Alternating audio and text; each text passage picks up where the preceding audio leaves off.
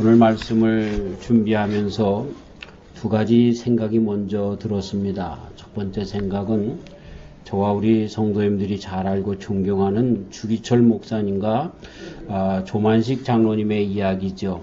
조만식 장로님은 오산학교에서 있을 때 주기철 목사님을 가르치셨던 분입니다.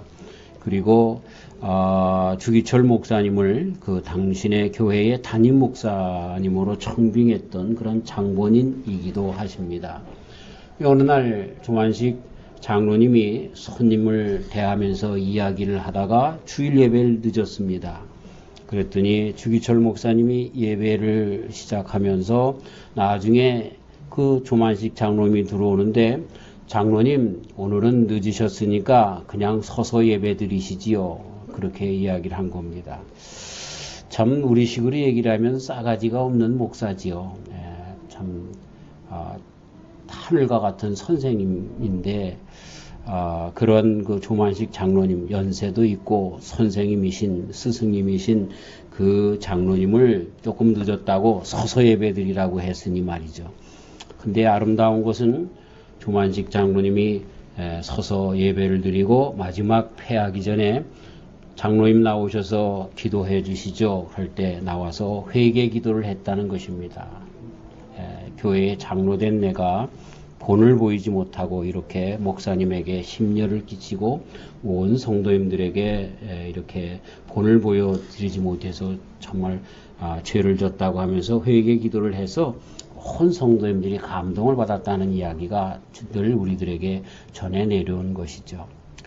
오늘 게바라고 하는 사람이 베드로입니다. 베드로라고 하는 분은 우리가 잘 아는 것처럼 신앙의 한참 선배고 그 다음에 바울 사도님이 아라비아의 퇴수 기간을 지나고 나서 자기가 그리스도 예수님에 대하여 가지고 있는 이 기독신앙이 우리 예수님께로 그렇게 늘 수제자가 되어서 배웠던 그 베드로 사도님과 맞춰봐서 맞는가라고 하는 것을 그렇게 조율했던 바로 그 선생님, 그 바울 사도의 선생님 되는 분이 바로 그 베드로 사도님이었습니다.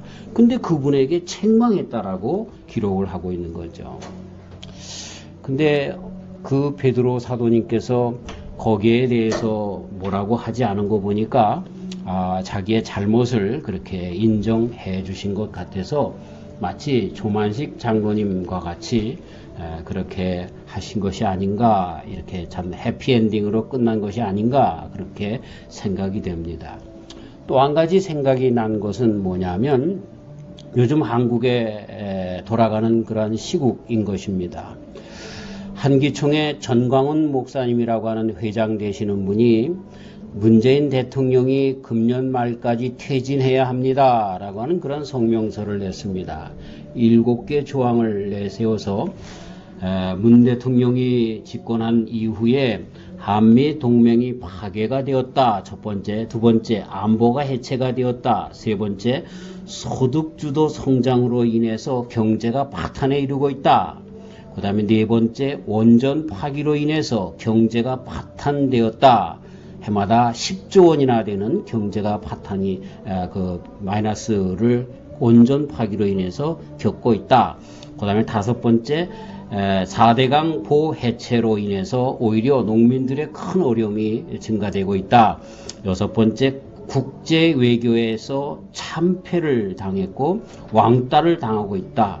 그 다음에 일곱 번째, 주사파에 의한 장악으로 인해서 고려 연방제로 나아가 국가가 해체 지경에 이르게 되었다. 이런 것들을 내세워서 문재인 대통령 하야 운동을 벌이고 있습니다. 그래서 천만인 서명 운동을 지금 이루고 있는데, 그런데 이것 때문에 오히려 한국의 여론이 이분화가 되었습니다.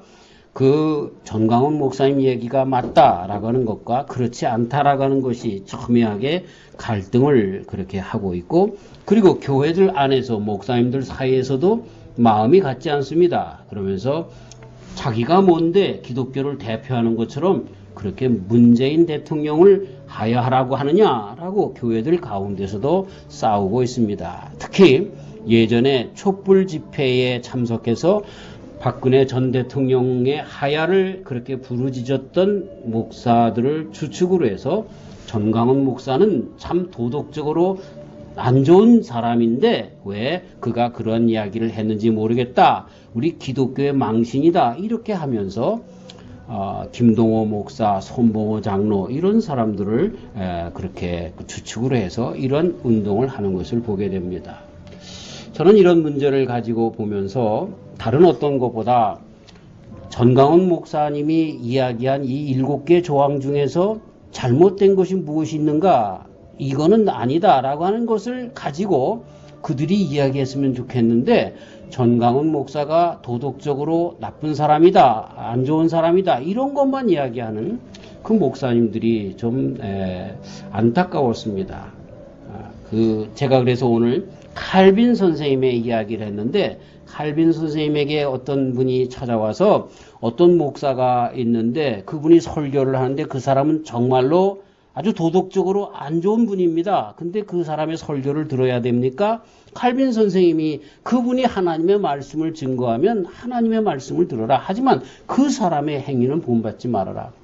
저를 그것을 한번 대입해서 이야기를 하고 싶습니다. 만약에 전광훈 목사님이라고 하는 분이 이야기한 이 7개 조항이 맞거든 거기에 대해서 이야기를 하고 그것이 틀리면 그 조항에 대해서 이야기를 할 것이지 전광훈 목사가 도덕적으로 안 좋은 사람이다 이런 얘기를 할 필요가 없다는 거죠. 물론 그것 때문에 오히려 전광훈 목사가 도덕적으로 글쎄 그 문제는 제가 여기서 언급하지 않겠고 거기에 대한 해석도 여러 가지이기 때문에 그런데 정말 어디에 관심을 가져야 되는가라고 하는 것입니다.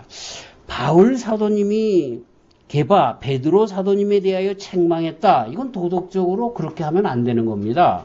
이건 싸가지 없는 일이죠. 아주 후레자식과 같은 자기의 선배고 그리고 그 초대교회에 소개시켜 주었던 바나바 사도님과 이렇게 정말 야고보 장로님 이런 분들과 함께 이 바울 사도님이 초대교회에서 그렇게 사역할 수 있도록 길을 열어주었던 대선배 선생님과 같은 분에게 대하여 책망했다. 그렇기 때문에 바울 사도님이 도덕적으로 틀렸다. 이렇게만 얘기한다고 하면 그 문제가 있는 겁니다. 우리가 문제를 해석하고 해결해 나갈 때 무엇이 문제인가를 정확하게 볼 수 있어야 하는 것입니다. 자, 바울 사도님이 그렇게 할 수 있었던 그런 책망의 근거가 뭔가? 사실 그 전광훈 목사님에 대한 이야기를 하려고 하는 것이 아니라 사실 저와 우리 성도님들의 마음은 다 한 마음이죠. 우리 대한민국이 바로 서기를 바라는, 그쵸? 지금 경제가 자영업자가 68점 몇 프로, 거의 70%가 문을 닫고 있는 그런 가운데 있고, 한국의 굴지의 모든 그러한 기업들이 다 해외로 나가려고 하는 그런 참 어려운, 정말 가난한 나라가 되어지고, 정말 그런 시점 가운데서 어떻게 할 것인가. 그리고 안보적으로 모든 한강이 다 풀어졌고 목선이 내려와도 간첩이 그게 간첩이 아닌 것 같아요. 이렇게 팔짱을 끼고 경찰한테만 조사를 받고 하는 그런 모습들을 보면은요, 이건 진짜 간첩이지 어부가 아니에요. 그런 것들을 보면서 완전히 뚫려 있잖아요. 완전히 뚫려 있잖아요. 김정은이가 왜 안 쳐들어내려는지 모르겠어. 미국 때문에 그렇죠. 이제 그렇게 한미동맹도 완전히 그냥 구축함을 파송해 줄까 그랬더니 문재인 대통령이 싫다 그랬어요. 참 뭐가 뭔지 모르겠어요. 정말 그러한 지경에서 엊그제 또 트럼프 대통령이 김정은을 판문점에서 만나가지고 오요 백성들이 또 문재인 대통령 그거 보라고 잘하지 않느냐고 그렇게 또 올라가고 있는데 말이죠. 이런 모든 것을 통해서 6.25를 정말 겪었던 우리 한민족으로서 그리고 이런 좀 정말로 되어져가는 정말 어렵게 새마을운동가 이런 것으로 세워 나왔던 우리 대한민국이 점점 와야 되는 것 같아서 우리는 정말로 하나님께서 그럼에도 불구하고 어떻게라든지 기도하는 분들이 많은 우리 대한민국을 없이 하진 않겠지만 막탄에 이르진 않겠지만 그러나 대한민국을 사랑하는 마음은 다 있단 말이죠. 이럴 때 어떠한 시점에서 어떠한 기준에서 이런저런 이야기들과 그리고 평가의 그런 시기에서 우리는 판단해야 될 것인가 라고 하는 것은 분명히 해야 한다는 것이죠. 여기에 바울 사도님도 보면 자기가 그럴 수 없는데도 불구하고 게바가 하는 모든 일들이 바울 사도님께서 가지고 있었던 이 신앙적인 그리고 특별히 그리스도 예수님 안에 있는 교회에 대한 그 신앙, 바른 신앙에 어긋나기 때문에 게바를 갖다가 책망하는 그러한 그 아주 뭐라고 할까요? 그 정말 용기와 그 아주 바로 서는 그러한 그 기백이 있었다는 것이죠. 눈치 보지 않고 말입니다. 말씀드린 것처럼 바울 사도님이 게바가 누구냐면 베드로입니다. 그 게바라고 하는 말은 아람어의 이름 반석이라는 케바스라고 하는 이름이 아람어의 반석이라는 거고요. 그 반석이 이 헬라 말로는 페트루스 반석. 그래서 베드로 우리말로는 베드로라고 하는데 페트루스. 그래서 두 개가 똑같은 말입니다. 근데 왜 여기서 베드로 사도라고 안 부르고 게바라고 자꾸만 게바가 그랬는지 아십니까? 게바라고 하는 것은 이 유대적인 생각 가운데 있는 사람이라고 하는 것을 나타날 때 더 강조하는 이름인 것입니다. 하나님께서 야곱의 이름을 이스라엘로 바꿔주셨잖아요. 근데 성경을 읽다 보면 어떤 때는 이스라엘아 불렀고요. 어떤 때는 야곱아 불렀습니다. 야곱아 불렀을 때는요. 야곱이 아직도 육신적인 생각과 그리고 불신앙적인 요소가 있을 때 오히려 야곱아 불러줄 때가 많아요. 근데 이스라엘아 그럴 때는 하나님의 사람으로서 온전히 섰을 때 이스라엘이라고 불러줬을 때가 많습니다. 그런 것처럼 여기서 의도적으로 바울 사도님이 갈라디아 교회에 편지를 쓰면서 이야기를 하면서 베드로라고 불러주지 않고 자꾸만 게바 이렇게 유대주의적인 생각 가운데 네가 있다는 거예요. 바울 사도님이 볼 때에 베드로 사도님이 유대주의적인 그래서 이름을 유대적인 이름인 게바라고 불러주고 있는 것을 보게 됩니다. 참 아주 미묘한 그런 그 신경전을 여기서 쓰고 있는 것도 보게 됩니다. 그건 별로 중요한 문제는 아닙니다. 자, 어쨌든 이 베드로라고 하는 분은 원사도입니다. 수제자입니다. 초대교회의 아버지여 기둥이여 지도자이셨습니다. 말씀드린 것처럼 아라비아의 퇴수 후에 바울 사도님이 돌아왔을 때에 자기가 아라비아에서 퇴수할 때 만난 예수님을 만나고 그리고 아라비아 가서 성경을 다시 구약을 연구하고 그리고 예수님과 맞춰서 했던 모든 일들이 예수님의 수제자로 같이 생활했던 그 바울 사도님, 베드로 사도님 그리고 예수님의 젖동생이었던 야고보 장로님과 맞춰봤어요. 내가 가지고 있는 이 신앙 그리고 신학 이런 것들이 과연 맞는가 틀리는가라고 하는 걸 맞춰봤던 그 원사도가 바로 베드로 사도인 것입니다. 근데 그분에게 대하여 아주 그냥 오늘 신랄하게 그렇게 비판하고 있는 것을 보게 되는데 왜 그랬을까요? 바울 사도님에게 있어서는요 중요합니다. 바울 사도님에게 있어서는 베드로 사도님보다 그리스도 예수님이 더 중요한 거야. 그게 참 중요한 거예요. 우리가 그리스도 안에서 예수님을 믿는데 정말 교회 안에서 죄송합니다. 이런 말씀을 드려서 목사님들보다 그리스도 예수님이 우선해야 합니다. 네.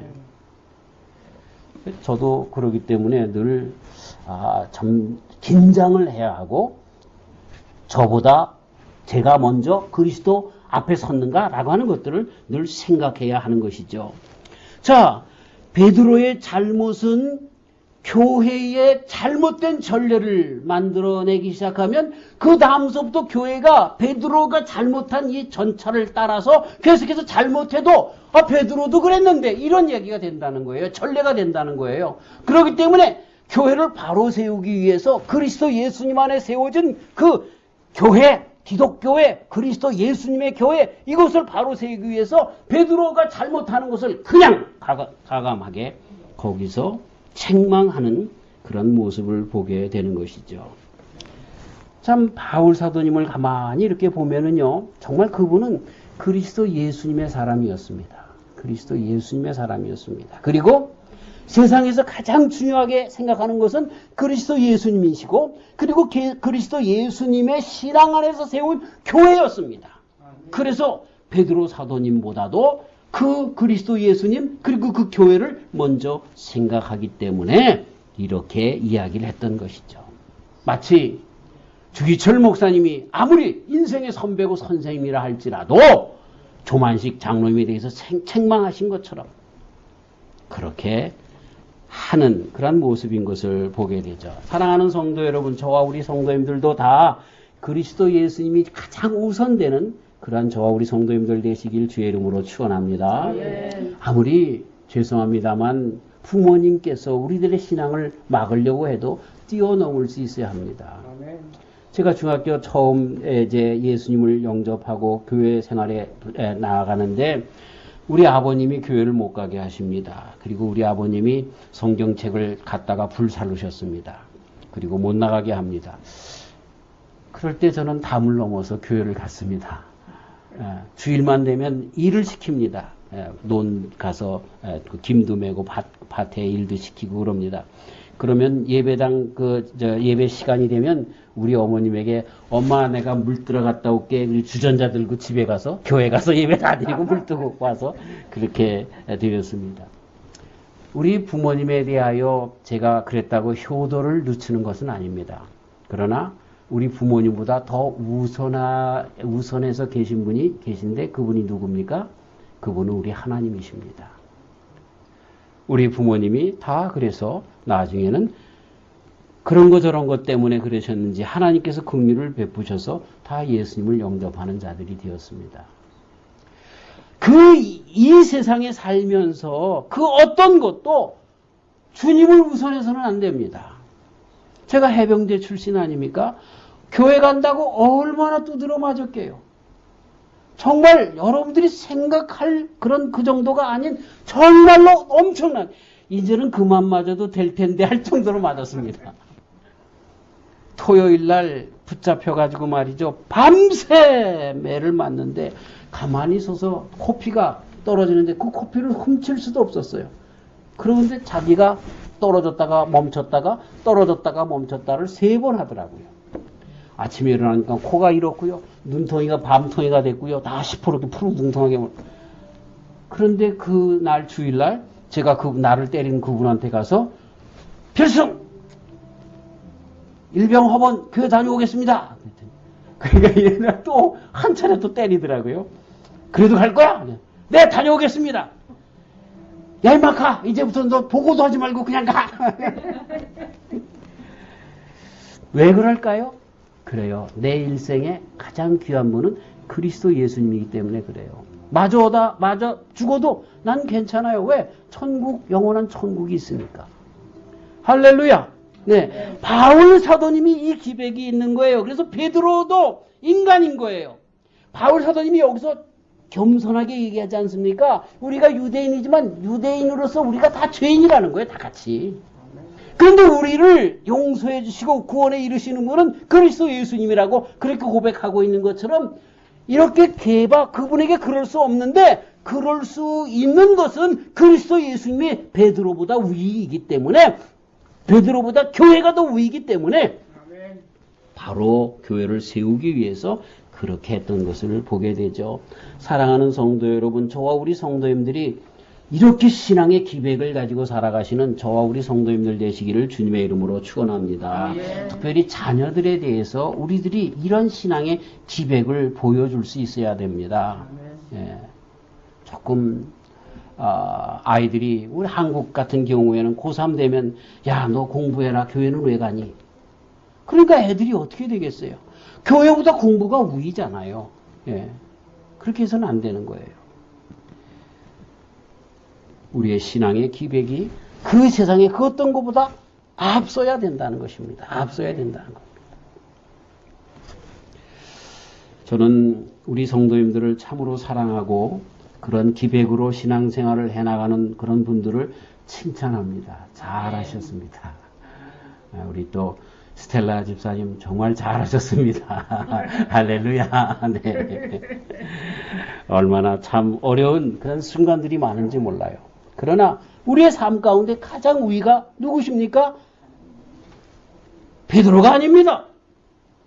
그리스도 예수님이신 것입니다. 네. 자, 이 이야기의 발단이 무엇인지를 조금 다 알지만 소개를 해주면 안디옥 교회 말씀드린 것처럼 예루살렘 핍박으로 인해서 많은 유대인들이 이제 세계 방방곡곡 그렇게 떠나게 되었는데, 흩어지게 되었는데, 안디옥에서 교회가 생기고, 그리고 안디옥에서 많은 이방인들이 또 전도가 되어서 예수 믿는 사람들이 생기게 되었습니다. 이 이야기를 듣고 예루살렘 교회에서 정말로 중요한 지도자였던 바나바 사도님을 거기에 보냈습니다. 그리고 바나바 사도님이 다소에 머물고 있었던 바울 사도님을 예수님을 만나고 다소에 아라비아에서 퇴수를 하고 예루살렘에서 다 점검을 받은 그 바울 사도님을 또 모셔들여서 함께 동역 사역을 이루어서 안디옥 교회가 정말 아름다운 교회로, 그리고 크리스찬이라고 하는, 예수쟁이라고 하는 그 이름을 처음 받은 그런 아름다운 교회로 성장해 나갔던 것입니다. 그리고 거기에서 정말 귀중한 두 분, 바나바 사도님과 이 바울 사도님을 선교사로 보내서 1차 선교 여행을 보내고 돌아와 있는데, 문제가 생겨서 정말 예루살렘 회의도 열렸다 하는 것이 바로 우리 지난주에 있었던 그런 말씀인 것이죠. 자, 베드로 사도님이 그 안디옥 교회 소문을 듣고 베드로 사도님이 안디옥 교회에 왔습니다. 그래서 이방인들과 함께 식탁을 같이 하며 먹고 있는데, 또 예루살렘에서 야고보 장로님으로부터 파송받아 왔던 다른 유대인들, 기독교인들이 또 왔던 것입니다. 유대인들이 온 것을 보고요, 베드로 사도님이 이방인들과 함께 식사하다가 그 자리를 떠난 겁니다. 슬쩍 떠난 것입니다. 왜? 괜히 구설수가 되니까. 우리가 잘 아는 것처럼 이 유대인들은 이방 사람들과 함께 식탁을 같이 하지 않습니다. 우리가 잘 아는 것처럼 요셉이 형제들이 찾아왔을 때에, 그쵸? 어떻게 합니까? 애굽 사람들과 같이 하지 않습니다. 식탁을 같이 하지 않고 따로 그렇게 하고, 그리고 장유서를 따라서 장자로부터 자리를 정돈해 줬다라고 하는 것을 우리는 창세기에서 읽어볼 수 있습니다. 어떤 성경 주석가들은 뭐라고 얘기를 하냐면, 그때 당시 베드로가 식탁을 하는데 그 식탁, 이방인의 식탁은 이렇게 그 유대 율법에 나오는, 말씀드린 것처럼 레위기 11장이나 신명기 14장에서 나오는 먹을 수 있고 먹을 수 없는 그런 짐승들, 그런 날짐승들, 어류들, 이런 것들이 가르고 있는데, 그때 이방인들은 그것을 다 먹었다. 그런데 그 식탁의 자리 그러기 때문에 피했다. 이렇게 추석하는 분들도 있는데, 그러나 오늘 말씀을 액면 그대로 읽어보면 그런 뜻은 없습니다. 단지 유대인으로서 이방인들과 함께 하는 것을 꺼려해서, 그것 때문에 구설수에 오를까봐 그걸 모면하기 위해서 피했던 것이죠. 그랬는데 가만히 바울 사도님이 보니까 유대인들이 그렇게 예루살렘에서 또 다른 사람들이 오기 전에는 이 베드로 사도가 그들과 함께, 그 이방인 기독교인들과 함께 성도로서의 교제를 나눴는데, 어느 순간에 그들에게 괜히 책 잡힐까봐 그 자리를 떴다는 거죠. 근데 그것으로 끝나는 것이 아니라 그 교회를 사역하며 일궈 나왔던 바나바 사도님, 큰 목사님, 그분도 베드로처럼 슬금슬금 떠난다는 거예요. 그 자리를 그렇게 슬금. 그걸 보고서 정말 눈에서 불이 나왔겠죠. 위선자들이죠. 그래서 베드로 사도님을 그 앞에다 대놓고 사람들 앞에서 그렇게 하면 안 되는 것을 외식하는 자라고 여기에서 그렇게 기록을 하면서 말씀을 했던 것입니다. 이 개발하고 이야기했던 이 베드로의 잘못이 뭡니까? 신앙생활에 있어서 정말 중요한 것을 비껴가고 형식적으로 하려고 했던 그런 잘못이 여기에 그대로 나오는 것입니다. 우리 신앙의 큰 잘못이 뭐냐면요, 그 형식주의입니다. 형식주의입니다. 그런데 우리 사람들이 신앙생활 하다 보면 나도 모르게 자꾸만 그 형식주의에 빠져나가게 됩니다. 예수님을 믿게 되면 자꾸만 그런 그 신앙의 형식으로 먼저 빠져나가게 되는 것을 보게 되죠. 실질적으로 세계에 많은 종교들이 있는데 지금 이슬람은 계속해서 성장하고 있습니다. 그 다음에 캐톨릭도 성장하고 있습니다. 우리가 생각하기에 캐톨릭이나 이슬람이 이슬람이라고 하는 것은 여자들 무시하고 뭐 정말 그 하는 일들이 정말 하루에도 뭐 6번씩 절을 하고 말이지 뭐 어딜 가든지 그 정말 그 메디나를 바라보면서 그렇게 그 모하멧을 바라보면서 절을 하고 뭐 등등 이런 것들 그리고 또 1년에 라마단 기간에 40일 동안 낮에는 하나도 먹지 않고 밤에는 때려 먹더라도 낮에는 안 먹고 그런 금식 기간을 갖고 이런 것들 때문에 오히려 사람들을 제어하고 이렇게 하기 때문에 안 믿을 것 같지만 오히려 아닙니다. 이슬람이 점점 부흥하고 있습니다. 왜 그런 줄 아세요? 그건 그렇게 그 형식을 하면 내가 의로운 사람인 것처럼 보여지기 때문에 그렇습니다. 가톨릭도 역시 가톨릭에서 미사 드린 분들 있죠. 일어나시오, 앉으시오. 우리도 그런 거 하지만 얼마나 많이 하는지 제가 아는 분이 이제 돌아가셔서 그분이 가톨릭 신자이기 때문에 거기 한번 장례식에 갔다가 2시간을 장례 저기를 하는데요. 내가 맞으면 그냥 까무러치겠더라고. 뭐 그냥 기도하는데 뭐 그냥 이상한 사람 다 불러가지고 우리는 그리스도 예수님에게 한번 기도하면 끝나는데 성 어거스틴이요 뭐 비옵나니 성 뭐 마리아요 비옵나니 뭐 성 프란시스요 비옵나니 그건 내가 아는 사람들 그거 끊는데 뭐 알지도 못하는 이상한 사람 다 오만간 사람 불러다가 뭐 그 영혼을 부탁합니다. 이걸 뭐 예수님을 믿는 건지 안 믿는 건지 그런데 잘 돼요 잘 돼 그런 데다 잘 돼요. 왜? 거기 뭐가 있는 것 같아? 그 형식이 뭐가 있는 것 같아? 예루살렘 교회가 유대인들이 와서 뭐 때문에 자꾸만 거기에서 안디옥 교회에 와서 어렵게 하려고 하는지를 알았잖아요. 우리가 지난주에 할례를 받아야 된다는 거야. 똑같이 유대의 아브라함의 씨처럼 할례를 받아야 된다는 거야. 그리고 그걸 강요하는 거예요. 그리고 율법을 지켜야 된다는 거예요. 율법이라기보다는 장로의 유전들을 지키는 거죠. 밥 먹기 전에 손을 3번 씻어야 되고 뭐 어디 나갔다 들어오면 발을 3번 씻어야 되고 뭐 이런 것들 막 지키라는 거예요. 그게 예수를 믿는 거라는 거죠. 제가 말씀드린 것처럼 외국의 선교사들이 한국에 와가지고 갓 쓰고 이렇게 도포 입고 이런 거 다 벗어버리고 양복을 입어야 된다는 거야. 그게 선교라는 게, 그게 예수님을 믿는다라고 하는 그런 잘못된 그런 형식을 바꿔내려고 했던 그런 것들인 거죠. 베드로의 잘못이 그렇게 유대율법주의 속에서 슬쩍 형식을 그렇게 주장하면서 슬쩍 빠지려고 했던 것이죠. 하나님은요, 외향적인 그런 외식을 정말로 싫어하십니다. 가인과 아벨의 제사 가운데 왜 가인의 제물을 받아주지 않습니까? 가인의 마음은 하나님에게 예배하고 싶은 마음이 없는 거예요. 어떤 분들은 뭐라고 얘기하냐면 아벨의 제사는 양의 제사이기 때문에 피가 있었고 가인의 제물은 곡식을 드렸기 때문에 그렇다 그랬는데 여러분 아닙니다. 레위기의 제사법에 보면 소제가 있습니다. 소제는 뭡니까? 곡식을 태워드리는 것을 소제라고 얘기를 합니다. 부흥 강사님들이 피가 있고 없고 그렇게 얘기하는데 그건 신학적으로 어폐가 있습니다. 예? 뭐가 문제입니까? 가인에게는 알맹이가 없는 껍데기로 제사만 드린 거예요. 하나님을 진정 사랑하고 내가 예배하고 제사 드리고 싶은 마음이 없이 형식적으로 하라니까 하는 거예요. 그래서 거기에 분명히 기록되기를 아벨은 첫 양 새끼를 드렸던 것이에요. 가장 중요한 것을 드린 것입니다.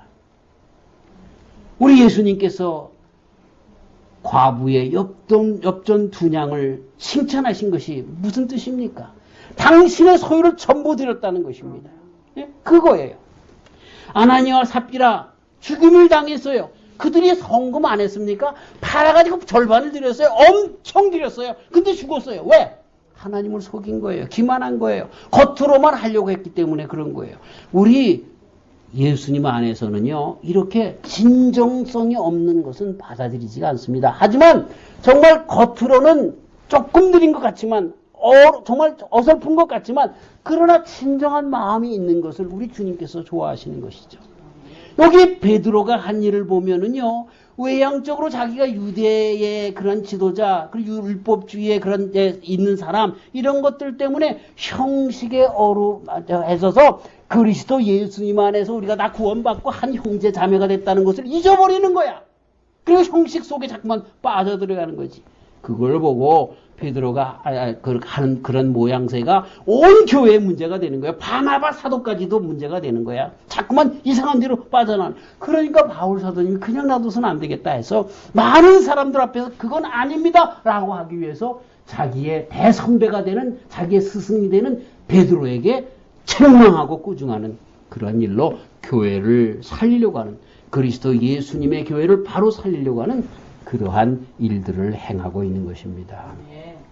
다른 모든 종교와 우리 기독교의 다른 점을 여기서 찾아볼 수 있어요. 다음 주에 우리가 계속해서 이 말씀을 그 다음부터 정말 중요한 말씀을 이제 읽게 되면서 말씀을 듣게 되는데, 우리가 더 복음과 율법의 관계를 말씀을 드리겠지만, 우리 타종교와 우리 기독교의 큰 차이점이 있다고 하면 바로 율법과 복음의 관계와 똑같습니다. 다른 종교에서는 행함이 우선되고 강조되어져 있습니다. 그래서 어떻게 우리 사람들이 구원받느냐, 어떻게 거룩하게 되어지느냐라고 하는 그런 방법에 있어서 그 구원의 길이, 우리 불교 같은 경우에서 먼저 이야기를 하면 득도의 길은 고행으로, 수도의 길로 이루어지는 것을 이야기하고 있습니다. 인간의 종교 형태 중에서 가장 원시적인 형태가 샤머니즘인데, 이 무교라고 이야기하는, 한국의 무교라고 이야기하는 샤머니즘인데, 이 샤머니즘은 세계 어느 나라에 다 공통적으로 볼 수 있는 형태인 것입니다. 거기서도 보면 행함이 강조되어 있는 거예요. 내가 복을 받기 위해서는 대가가 있어야 한다는 것입니다. 인과응보죠. 그게 틀렸다는 말이 아니라 많은 사람들이 그렇게 생각을 하고, 이슬람 같은 경우에도 고행과 순례 같은 것은 빼놓을 수 없는 거룩의 방법인 것입니다. 여러분, 이 이슬람 사람들이 그거 고행하고 하는 일들, 이 순례의 길 가는 것들을 한번 가끔 영상에서 보시면요, 이 채찍을 만들어서 채찍에다가 이 뭐 유리 조각, 뭐 또 쇠 조각, 뭐 가시, 철망 이런 것들 달아가지고 자기 몸을 이제 다 벗고 그냥 그렇게 고행을 해야 하나님 앞에 그 알라한테 더 가까이 나갈 수 있다라고 그렇게 이야기를 하는 거예요. 그게 타종교의 모습들입니다. 그런데 여러분, 그렇게 한 사람들은 내가 이런 거 했기 때문에, 온몸에 피가 철철 흐르기 때문에 나는 거룩하고 나는 구원받았다라고 하는 착각 속에 나가게 되는 것입니다. 얼핏 보면 기독교 안에도 이런 행함이 있는 것처럼 보입니다. 야고보 장로님이 행함이 없는 믿음은 죽은 믿음이라고 말씀했기 때문에 그렇습니다. 하지만 이건 잘못된 해석인 것입니다.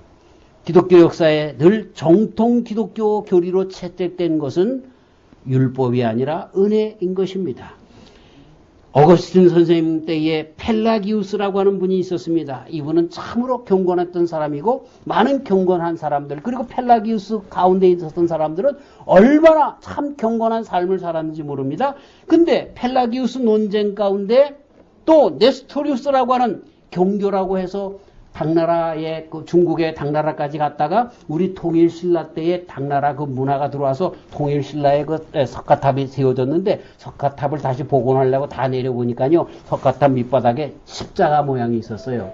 그것이 바로 이 네스트리우스라고 얘기하는 그분들이 이제 어거스틴이나 이런 분들하고 신학적인 논쟁에서 물려나면서 이 사람들이 동방으로 내려오면서 중국까지 와서 중국이 당나라의 국교까지 될 정도로 그 경교라고 하는 이 기독교의 본래 다른 다 이 경교가 거기에 싹 트고 있었어요. 그리고 그 당나라의 도움을 받아서 통일신라가 되었잖아요. 그때 벌써 기독교가 경교의 모습으로 전해졌을 것이다 라고 하는 것이 한국교회사를 연구하는 분들의 이야기입니다. 근데 거기에 보면요, 이런 분들이 다 정말 이 네스토리우스나 펠라기우스 이런 분들이 어거스틴이 은혜로 구원받습니다 라고 하는 것보다 우리가 정말 은혜로만 가지고 되겠느냐, 우리가 열심히 주의를 섬겨야 되고, 우리 열심히, 지금식으로 얘기하면 열심히 11조 해야 되고, 내 열심히 정말 뭘 해야 되고 그래야 구원받는 것이다. 하나님의 은혜가 여기까지 내려오면 우리들의 그 율법적인 행함이 여기까지 올라와서 중간에서 이 구원이 이루어지는 것이다. 이렇게 주장되었는데 아니다. 하나님의 은혜가 100%다. 그래서 하나님의 은혜 가운데 받는 우리가, 그래서 하나님의 은혜에 감격해서 그것이 우리의 삶으로 나타나는 것이, 그것이 야고보 장로님이 말씀하신 야고보서의 바른 해석인 것입니다. 그게 바로 우리 기독교인 것입니다. 여기서 바울 사도님이 얘기하는 것도 그겁니다. 우리가 구원받는 것은 그런 것 때문에 구원받는 것이 아니라 그리스도 예수님 때문에 받은 것이다. 만약에 우리가 이렇게 외식을 하고 율법으로 말미암아 그렇게 한다라고 하면 또다시 우리 교회는 은혜로 그리스도 예수님의 복음으로 구원받았다라고 하는 이런 것이 무너져 버리기 시작하고, 그리고 어쩔 수 없이 유대율법주의처럼 교회도 뭘 해야 구원받는 것처럼 사람이 우선이 되어서, 그리스도 예수님이 아니라 사람이 우선이 되어서 나간다라고 하는 것을 알고 바울 사도님이 계발을 교회 앞에서, 면전 앞에서 대선배를 그렇게 책망하면서 교회를 바르게 세운 것을 보게 되는 것입니다. 사랑하는 성도 여러분, 정말로 우리는 얼마나 감사한지 모릅니다. 얼마만큼 우리가 율법적으로 행해야 구원받을 수 있을까요? 얼마만큼? 아닙니다. 바울 사도님이 그걸 한 겁니다. 그러면서 바울 사도님은 점점 신앙생활하면서 뭐라고 얘기합니까? 자기를 보고 뭐라고 얘기합니까? 나는 죄인 중에 괴수래요.